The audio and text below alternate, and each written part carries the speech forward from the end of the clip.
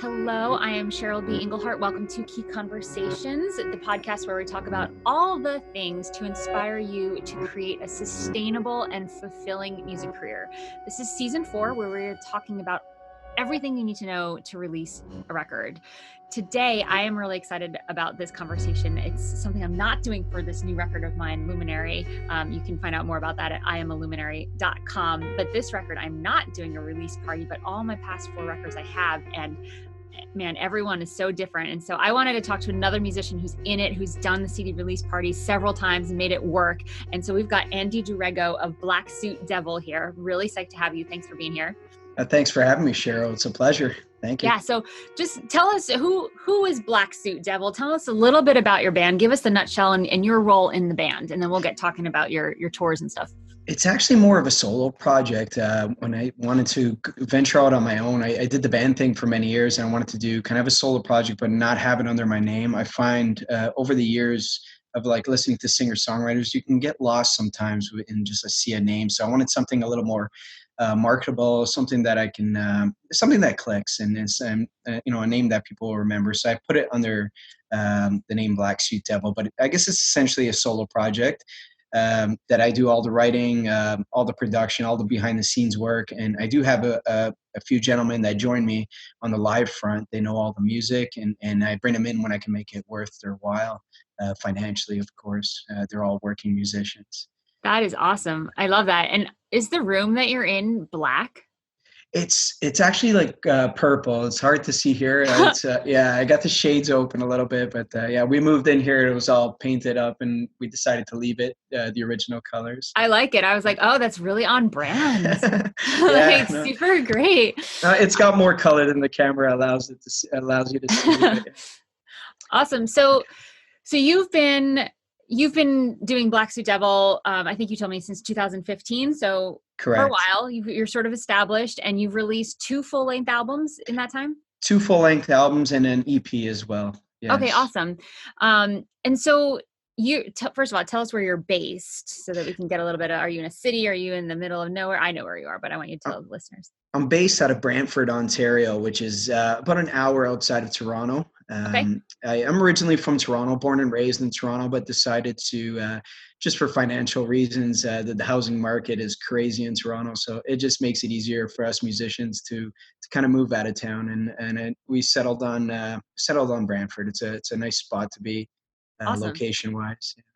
Very cool. So Toronto is it's a great music scene. I mean, Bandzoogle is based there. There's a bunch of companies I know that are based there. I know there's a great venue scene. Yep. So what a great place to say, okay, I'm going to put together an album release show for this new album. So tell me I know you had 2 successful album releases where you've gotten over 130 people coming out, which is so great. Especially, indie artists getting that sort of mid-sized venue, fill in a room up. It feels really, really good. So tell me, what did you do for both of them?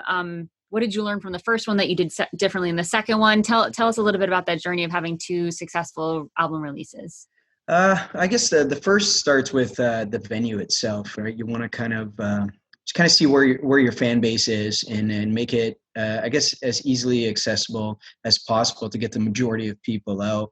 But you also want to go for, at least myself, I wanted to go for a positive vibe, something in a venue that will portray our sound properly and where everyone feels comfortable and just adds an atmosphere to the show. So selecting the venue is definitely number one, and just kind of reaching out to them really early, because especially in a place like Toronto, venues can disappear on you quite quickly. Those calendars get like all the weekend dates will definitely be eaten up pretty quickly. And for me, I think choosing a weekend is essential, especially a Saturday, just to make it even easier for your fan base to kind of get out and see you, as opposed to like a work night, right? Yeah.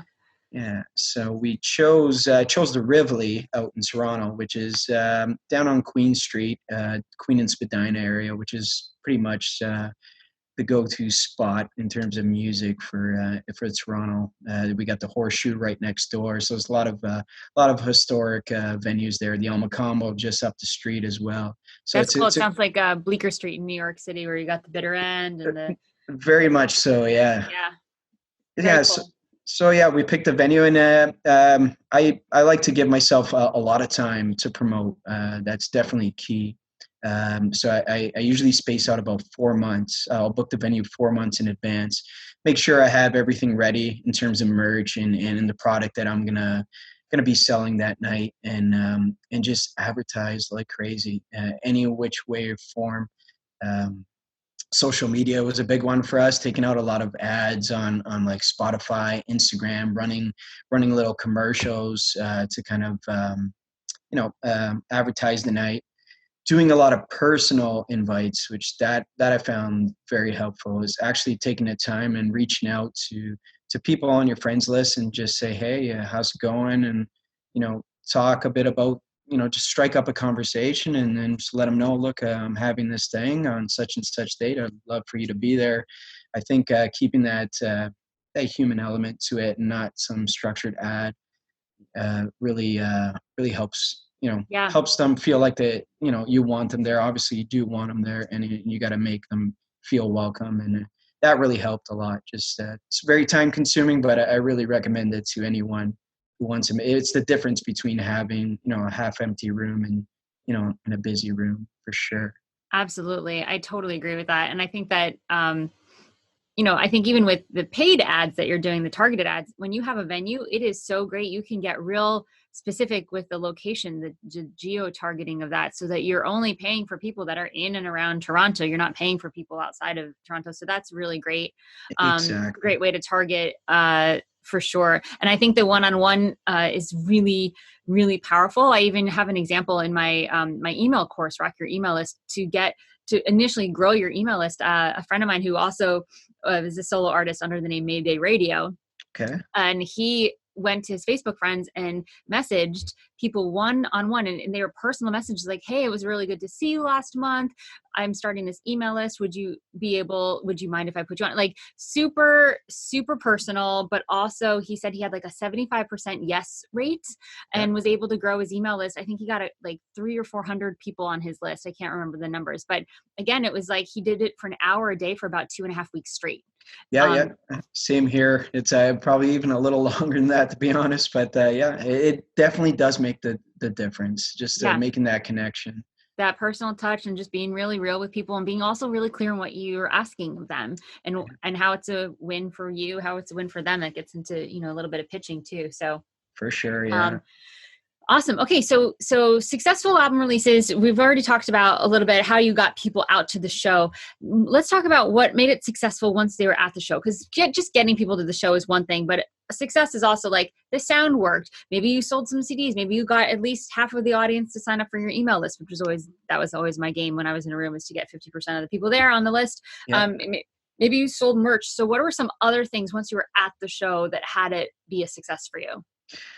For me, is interacting with the crowd. I made sure to put a few. I picked a great acts that I love seeing. Friends of mine and fellow musician friends, that I knew would put on a great night overall. Because as though even though it's like your night, you also want to make it just a great night for your fans as well. So what better way than to pick some solid, just talented musicians, and make a night of it. So give them a full experience, and that helps bring other fans in as well too, that then necessarily don't know you but will come out for the other bands, and you make new Yeah. fans.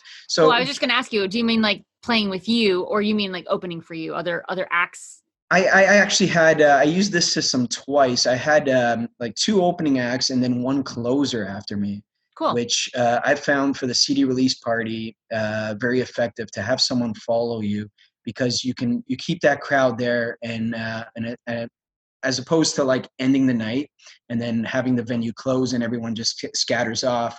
You're there mingling with your fans afterwards, and it helps them get to know you more, fans that never met you before, and it helps with I find with merch sales and such, because like keeps them there, keeps them more entertained, and then they get to know you more, and it all works, works out better in the end, as opposed to the show ending and then half the crowd just kind of walking out on you. I love that idea so much. I think that's brilliant. Stick around for another show Yeah. afterwards. Hang out with me. I'm sure the bar appreciated that because people are drinking more and buying more drinks. And Yeah, it helps definitely with that as well too, especially if you have a venue like in a lot of bigger cities like Toronto, they expect a certain amount to be made at the bar, or you get charged a fee and what have you. yeah, So that definitely helps with that situation as well. And for myself too, it's a celebration, and I want to be there to celebrate. And after it's all said and done, I can just relax and enjoy the band and enjoy the crowd for a little bit and enjoy the yeah. party, I guess. Yeah. So great. I think that's really, really brilliant. It always like, oh, the coolest act is the last one. And it doesn't mean anything. Like It it's not about like doesn't. being the last one is the best slot. It's like, what do your fans need and what do you need? And I think that's just a really brilliant idea. I totally love that. Yeah, you got Um, to check your ego and just make it a an experience for your fans first and yeah. foremost. Yeah. Oh, such good advice. Such good advice. So when you're booking, so let's back up the bus here. So when you're booking these venues, you know, there is something to say. My whole thing around pitching, and I have a course called The Perfect Pitch because when Yeah. I was doing a 2-week tour, I decided that I was like, I'm reaching out to like 100 people, like different venues, press, trying to get local radio stations. Every tour I did that was outside of my hometown, I would try to get on a radio show in the morning and then have the show at night. I would try to do some house concerts. So I had I had a list of 100 different people I was going to pitch to for just I think it was a 10-day tour. And I was like, this is a great number. Why don't I experiment and try pitching a certain way to the first 30 of them, pitch a different way to the next 30 and see which one worked best and then use the winner for the final, 40. So I actually, because I'm a dork, you guys know I'm a dork. Anyone that's listening knows that I'm like, used to be a biology major or whatever. So I like research, change one thing about the pitch. So I figured out like what pitch was most effective for venues and also what day of the week. For me, it was Fridays. And I don't know if that's because venue promoters are like trying to deal with the weekend and just like, they're, yeah, sure, I'll book you. Okay, bye. I think that was like sort of, I always got like really short answers, but they were usually yeses. Yeah. So I don't know normally when I say if you're going to pitch a music supervisor or anything like that, I say Tuesdays through Thursdays are good pitching days, but for some reason with venues, Friday. So have you seen like a timing thing when you were pitching, or have you noticed any trends around pitching venues for CD release? It depends on the venue. I mean, the majority of them, they want you to fill in their Fridays and their Saturdays. That's always going to be the prime spots. But when you're dealing with the bigger venues, at least in like the major cities, I find because their venue is kind of known outside of the actual city, and a lot of touring artists will fill up their Saturdays and their Fridays. A lot more often than not, they'll try to push you towards a weekday type of thing for a CD release party. But I stand clear of it just because it's a big night, and you want to be making it as great as possible. And yeah, Yeah. the weekends are definitely the way to go, I think. I mean, I think I agree. And I think that's a mistake I've made in the past. My first CD release party was at the Cutting Room in New York City, and it was packed, and it was because I put a ton of time ahead of time. It was the only thing I focused on in terms of promotion, and I was able to fill that room, and it was a Saturday. I'm pretty sure it yeah, was Saturday. Yeah. But then other release parties, I was like, oh, I'll just, I've had 4 CDs, including that one that were pop, where I was actually performing this one that I'm doing right now. I don't perform because I don't even know how I would perform it because it's just weird ambient piano music. But I remember thinking, oh, well, that last one wasn't so hard to do. I'll just do it on a Thursday night because that's when this great venue is booked. Then I got booked at the Good Stage in Rockwood Music Hall. But yeah, I think it matters to do it on a Saturday, and I should have pushed back. And I think that's a really good thing. So let's talk about what are the things that we can do to sort of entice a bigger venue that is not going to be prone to just saying, yeah, sure, you can have a Saturday. So I think you already said one point, which is the earlier the better. So they don't even have to worry about, 6 months from now, I've got this handled. I don't even need to worry about it. yeah. So not trying to get in last minute is one thing. You also brought, it sounds like, and correct me if I'm wrong, it sounds like you brought the other acts. You was like, hey, I have the whole night booked. I've got 4 acts, including Yeah. me. Yeah, I organized the whole night, and most often than not, they want you to put on your own night here in Toronto, at least Okay. some of the bigger places. So yeah, you take on the role of promoter, I guess, as well too, and an event organizer and all that, which I'm more than happy. I mean, if you want it to be done right, to the way you want it, I guess who better than to do it than yourself, right? So, Yeah, and it um, takes a load of work off of their plate if you're like, hey, I got this covered. And whether or not that's the norm, it might be something to look into. Like there are some exceptions where in New York there's a lot of you just book the slot versus you book the night. But I think if you sort of use that as an offer incentive, that would be really great. Did you need to give numbers? Like how many people can you bring out? Like my answer is always like, well, I don't have a crystal ball. Do you? you know what, you learn as you go along and experiment, like you mentioned earlier, just try different things. But for me, I find compiling a really professional email and really stating your accomplishments in that, Mm, stuff like any big event that might happen and people you've opened for, the amount of tours you do, the amount of advertising you do, let them know that you really work mm, hard at this, and you put a professional attitude towards it. Really helps, especially when you're dealing with some of the bigger name venues that I guess don't really need you. They can fill it in with a bigger name act or what have you. So you're fighting totally. for those prime spots, right? So you want to come across as professional as possible, for sure. Yeah.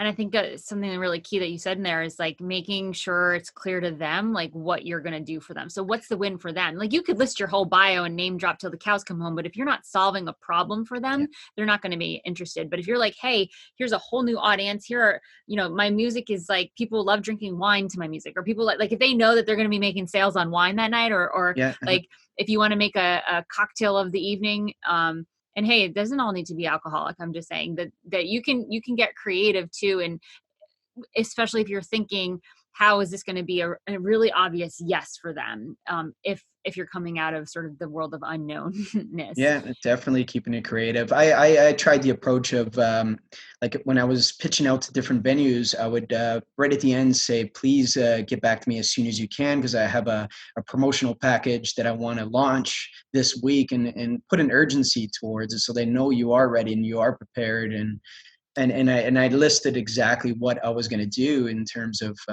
what type of advertising I was gonna put forth in the coming months, all leading up to the week of, and just kind of keep them in that loop, and they know you're serious about it. And Yeah. yeah, Oh, I totally love that. That is also gold. Is like telling them how exactly you're going to promote and advertise and giving them a little bit of a deadline. I'm a big fan of asking a yes or no question. I actually have some templates specifically for booking in my perfect pitch course in thekey.co/perfect pitch. I'll put the link in the show notes. But I'll check in it that out. Yeah. in the templates, there's always at the end a yes or no question, because there's been psychology data that shows that when someone asks you a yes or no question, their brain automatically answers it, which has that person more likely to act versus a command like check this out or please would you do this. Actually, that's a question. Would you do this is a yes or no question, but or do this. You don't want to command them, right? Because you might as well just say come back in my house. So Yeah, yeah, like check this out is like I see that I'm like no, because the brain doesn't do anything. It's like when you drive by a billboard, it literally is like not calling you into action subconsciously. So asking hey, would you get back to me by this date, and to even say because I'm sending out a promotional package, it's like I think that is so powerful. That like combines yeah. all of the things. So I love that. Being assertive, but without being, trying to run the show, I guess, so to speak, or step on any toes, but letting them know that, yeah, it's Yeah. serious and that you're serious. And Yeah. And that's the other cool thing, not to harp on the yes or no question thing, but it's when you ask someone a question that can be yes or no, do you like, I could just say, do you like my sweater? And you think yes or no, like you get to choose. It's a choice for you versus check out my sweater. And you're like, do I have to? It's a command. Like linguistically, I might as well have said, come back in my house. exactly, it's simplifying things, right? I mean, Yeah. yeah, It's even making them choose. Oh, that's another great point. So when you're booking, and I think you sort of touched on this, and I can gather from what you're saying that you did this too. but making it really easy for the booker to know what to do next. Yeah. Whether it's go to their calendar, check the date, whether it's to listen to your music, but you don't want to sign your email with like 400 links to all of your Instagram, Facebook profile. Like they No. need one thing to do. And if you give them a million things to do, there's a very good chance they won't do anything. That's another Yeah. thing that's been proven. The more things you want, links and things, and without you actually asking them to do something, they're not going to do anything. So that's another I, reason why that question is, would you be able to book us by this date so I can send out this promo package? It's like, there's a very clear one thing to do. They need to go look at their calendar and then get back to you. And I think that keeping it yeah. really simple, like you said, is so important. Yeah, keep it short and sweet. They're dealing with so many people. So yeah, I've definitely shortened my emails over time. Just put exactly what needed to be in there. And for your listeners too, keep in mind that if you do overflood your email with, let's say, photos or links, a lot of times those emails can end up in spam folders just by the filters that depending on what email provider the person's using. So that's another thing to look out for, because a lot of times I think people weren't responding to my email, and then I get it about a month later, but they told me, oh, it was in the spam folder, and I knew it was because I was adding photos to these emails. And so that's a definite no. And just kind of simplify it, get it short, sweet, don't take up much of their time, and the whole workflow will Yeah. just it'll just be a lot easier, yeah, for both parties. Awesome. So great. Okay. So we talked about actually booking the venues. We talked about promoting ahead of time, like one-on-one promotion, running ads, doing all the things. And then once you're in the show, things to make that show go really well, which I think is brilliant to have someone after you so you can mingle. You have your merch all ready to go. You gave yourself enough leave time so that all that stuff is set up. Any last, like, what's one big tip that you would give musicians that are about to plan their CD release show that we haven't said yet? Really focus on what kind of show you want to put on that night, and the details of your performance make or break a night. Maybe try to make moments in your show, which I definitely gonna. You're asking earlier, what did you learn from your last last CD release party, and that would definitely be one, is to really focus on the actual your performance, and making moments in the whole night, whether it be extended solo sections, or just like, changing up tunes or adding in certain elements to give them more of a show, something that they can, really remember, as opposed to just your standard kind of your gig. Well, I don't want to say standard gig. I mean, you're always trying to give it your all, right? But Yeah. just raising the bar a little more for yourself personally, and for your fans, the ones that have seen you before. A lot of the people that come to your CD release party have been coming to many shows. So what can you give them different, right? And I love that. I love that too. And since I think this is the only episode this season that we're talking about live shows, so I might as well put this in as well. If you are playing the game, which if you have fans, you should be playing the game of growing your email list. And yeah, one thing that I think is really effective that I like to do is I would have 2 clipboards. I don't get super fancy with the iPads and stuff, mostly because I don't want them to get stolen, especially in bigger venues. But yeah, I'd have clipboards going around the room, 2 of them. And you could say by the, sign up for this, you'll get a free song. Just tell me where to send it. What's the best email? And then we're going to randomly pick a winner from one of these 2 clipboards to either before the last song, like come up and sing the last song with you, or yeah. they're going to win a sweatshirt and they get to come up on stage and I'm going to give them a sweatshirt. So you like make a thing with the audience, but it's also going to have them like kind of looking, where's that clipboard? It sounds like, oh, it's going to distract people from my show. It's not.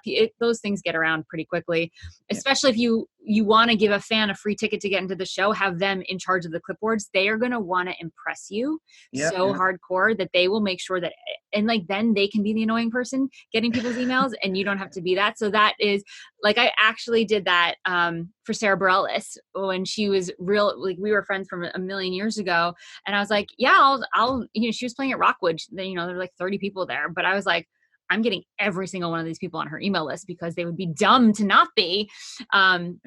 So there's a couple little tips too, is like have a fan be in charge of your email list, run a little contest that can be some of your banter in between 2 songs. Like, hey, we're doing a thing. You can come on stage and sing a song or win a sweatshirt or whatever you have to offer. If people don't know your songs, then that might be awkward, and people might be like, oh my God, I definitely don't want to sing a song, but something that people would not be afraid of.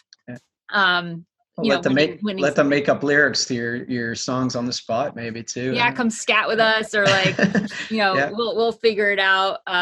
And people are excited to like see who that's going to be. So that's another way. I love your idea of like, making an experience for you and the band musically, so that it is experience for the audience, but also like actually bring the audience to be part of your experience. Exactly. Yeah, the fan involvement. I mean, a lot of if you watch any major band at any festival, that's always key, right? They're always trying to get the crowd participation, whether it be singing a chorus Yeah. or what have you. And it's key. They feel involved in the show, and it keeps them focused on what's going on as well too. And you won't lose them, right? Yeah, Yeah. no, I agree 100%. That's great. I also give I give free download cards in exchange for signing up for the mailing list, and I'll mention that and stuff like that. Just kind of give them a little incentive to go over there. It's definitely key, is that mailing list, because you never know which way music's going to shift. And I don't know, I'm sure you remember MySpace back then, when that all kind of Yeah. went under. A lot of musicians lost the whole fan base there and had to kind of switch over to new platforms. And Yeah. Totally. having control of that, sorry, I'm going a little off topic, but No, having no, control. it's totally true. It's all connected. And also, Yeah. you guys, Andy just called me old. He's like, What's that? Oh, I'm no, I sure you remember it remember too. MySpace. No, I remember it too. Sorry, I'm 30. I'm 37. I'm not that young as well too. But I used MySpace. I did too. I got onto my most favorite tours by pitching people in Switzerland on MySpace, and that is how I got yeses to go to Switzerland and support some really cool artists there. So I did a lot of touring in Europe because of MySpace. So yes, I remember Cool. MySpace. Yeah, nice. Yeah, But no, it was great back then. It was definitely a great platform back then, prior to yep. Facebook and all that. But yeah. Yep. Well, this has been really great. I so appreciate it, Andy. Where can people find you and your music online? You can find me on my website, blacksuitdevil.com. Also, I'm on Facebook, Instagram, Spotify, Apple Music, any streaming site. Just search Black Suit Devil, and something will come up. I'm also on SoundCloud, pretty much any platform, Where's YouTube. your favorite place to interact with fans? I do a lot of it through Instagram, Facebook. Yeah, I guess those two Cool. are the primary ones. Yeah, they Yeah. can also sign up for my mailing list on blacksuitdevil.com. Awesome. Yeah. We'll put the Instagram link and the website on the show notes for this. And I'm assuming that on your website, people can find the music on all the different platforms. Yeah. There'll be links to everything. Awesome. And any shows you've got coming up, any tours and shows you're doing. Awesome. Yeah, they can find me on Bands in Town for that. That's a great one, I find. I do love Bands in Town. Yeah. Andy, thank you so much for all this great, brilliant insight and for your time. I really appreciate it. No, thank you, Cheryl. Take care.